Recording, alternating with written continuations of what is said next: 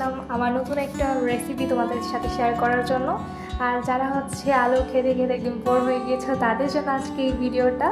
আজকে হচ্ছে দেখাবো আলু দিয়ে হচ্ছে একটা রেসিপি তোমাদের সাথে বিকালে একটা নাস্তা শেয়ার করব। ফার্স্টে হচ্ছে আমি এখানে হচ্ছে মাঝারি সাইজে 3টি আলু নিয়ে নিয়েছি আর এগুলোকে হচ্ছে ধুয়ে ফ্রেশ করে নিচ্ছিলাম। আলুগুলোকে ভালোভাবে ওয়াশ করে নিচ্ছিলাম যাতে ময়লা যেন না থাকে। দেন হচ্ছে এগুলোকে হচ্ছে ছড়িয়ে নিব। আর এগুলোতে হচ্ছে আমার কাছে এইভাবে কেটে নিলে প্রথমে বেটার মনে হয় যেহেতু ছুরি দিয়ে আমি ছোলাবো তার জন্য। দেন হচ্ছে আমি ছুরিতে হচ্ছে সবগুলো আলু হচ্ছে ভালোভাবে ছড়িয়ে নিব। আমার হাতের কাছে কাটা ছিল না তার জন্য হচ্ছে আমি ছুরি দিয়ে ছড়িয়ে নিচ্ছিলাম।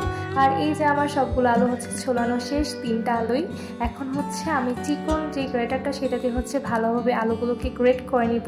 তোমরা চাইলে মোটাটা দিয়েও গ্রেট করে নিতে পারো, যার যে সাইজটা ভালো লাগে সেই সাইজ অনুযায়ী হচ্ছে তোমরা গ্রেট করে নিবে। আর দেখতেই পাচ্ছ এই সাইজটা বেশ সুন্দর হয়, চিকন একদমই হয়। আর এখন হচ্ছে আমি সবগুলো গ্রেট করে নেবো আলু। আর এই যে আমার আলু গ্রেট করা শেষ। আর এই আলুগুলোকে হচ্ছে এখন যেহেতু একটু হালকা হালকা কেমন যেন কষ বের হয়েছে তার জন্য হচ্ছে এগুলোতে আমি পরিমাণ মতো একটু পানি দিয়ে ধুয়ে নিব। তেমন ধুতে হবে না, একটা পানি দিয়ে হচ্ছে অল্প পানি দিয়ে একবার ধুয়ে নিলেই হবে। আর হাত দিয়ে এইভাবে চিপে চিপে পানিটা ফেলে দিতে হবে, যেহেতু আলুতে লবণ দিলে এইভাবে আবার এই পানি উঠবে, তার জন্য ভালোভাবে চিপে পানিটাকে ফেলে দিতে হবে। 2 হাতের মধ্যে নিয়েও তোমরা এইভাবে এই কাজটা করতে পারো।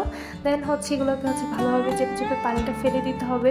দিলেই হচ্ছে এই যে জর্জরা যে আলুটা থাকবে এইটার মধ্যেই হচ্ছে সব উপকরণগুলো দিতে হবে। তার জন্য হচ্ছে আমি নিয়ে নিয়েছি বেসন, এইখানে পরিমাণ মতো আটা।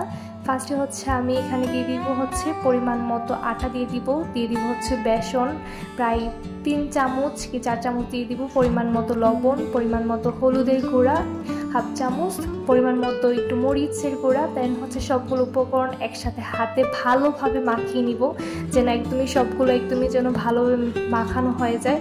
আর মাখানো হয়ে গেলে দেখবে পুরো উপকরণটা কমে যাবে, একদমই অল্প হয়ে যাবে। আর এই যে আমার মাখানো শেষ। এখন একটা হচ্ছে কড়াইতে পরিমাণ মতো তেল দিয়ে নিব। আর সবগুলোকে হচ্ছে আমি গুল গুল করে নিয়েছি। খুবই তাড়াতাড়ি ভেজে নিতে হবে যেহেতু নাহলে এগুলো থেকে পানি উঠবে, তার জন্য। এখন হচ্ছে সবগুলো একটা একটা করে দিয়ে কড়াইতে আমি এখন হচ্ছে পরিমাণ মতো হালকা আঁচে চুলাটাকে রেখে সবগুলাকে এই যে একটা একটা করে উল্টিয়ে দিচ্ছি আর হালকা আঁচে রেখে সবগুলাকে ভেজে নিচ্ছি। এইভাবে হচ্ছে আমি সবগুলো ভেজে নিব, তাহলেই হচ্ছে আমার এই রেসিপিটা হচ্ছে এই নাস্তাটা, বিকালে নাস্তাটা খুবই সহজ পদ্ধতিতে বানানো যায়, বেশি সময়ও লাগে না। সো তোমরা ট্রাই করতে পারো। আর দেখতেই পাচ্ছ কতটা ক্রিস্পি হয়েছে এই পটেটো রেসিপিটা। সো পটেটো রেসিপিটা তোমরা অবশ্যই ট্রাই করতে পারো এই নাস্তা হিসেবে, বিকেলে নাস্তা হিসেবে। সো ট্রাই করে অবশ্যই আমাকে জানাবে। আর দেখেই বুঝতে পারছো কতটা ক্রিস্পি আর কতটা খেতে মজা হয়েছে। এই যে ভেতরটুকু কিন্তু অনেক সুন্দর হয়েছে। সো আজকের মতো আমার রেসিপিটা এই পর্যন্তই। ভালো লাগলে অবশ্যই লাইক দিয়ে আমার ভিডিওটা দেখে নিবে। Thanks for watching.